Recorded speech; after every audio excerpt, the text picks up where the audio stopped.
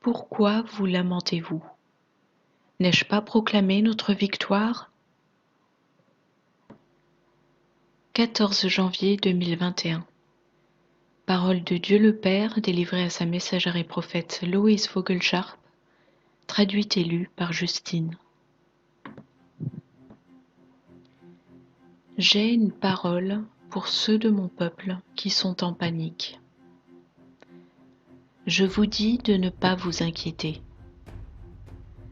Je suis sur le trône et président Trump ne va pas quitter la Maison-Blanche. Ce qui se passe en ce moment est une véritable sédition contre votre Constitution.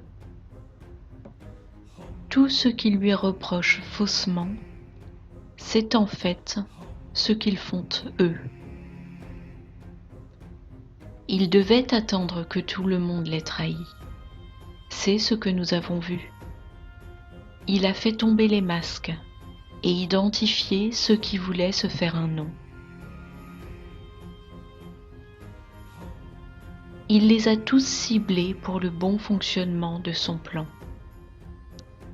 Cela fait 2 ans qu'il connaît les détails de leur conspiration de fraude électorale. Et il savait que le jour allait venir où il allait pouvoir les prendre la main dans le sac. Je vous ai dit de ne pas avoir peur. Et je vous ai dit que Trump allait gagner. Maintenant, tout le monde peut voir le mal montrer sa tête hideuse. La justice l'emportera. Attendez de voir la conclusion de ce chapitre. Ne vous ai-je pas dit qu'il y aurait un moment de grande réjouissance pour une immense victoire? Son silence est à dessein. Il s'est exprimé contre le recours à la violence pour s'assurer que dans leur frustration à voir cette élection volée, ses partisans ne fassent pas l'erreur de se comporter comme les vandales, ses opposants. Ces paroles proclamant ce pays un pays de droit et d'ordre, par 2 fois, en 2 jours, a pour but de vous faire comprendre qu'il a un plan pour que l'Amérique demeure à coup sûr un pays de droit et d'ordre. Je sais que vous vous sentez désemparés, mais accrochez-vous pendant que tout cela se déroule afin que l'Amérique soit purifiée.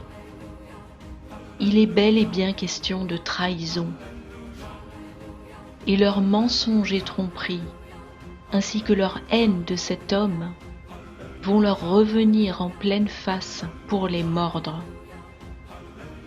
Le mal ne triomphe jamais, et il ne gagnera pas cette fois non plus, en aucun cas.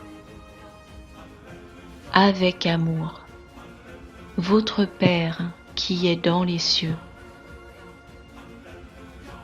Et le Seigneur a terminé en pointant Romains 8, 28.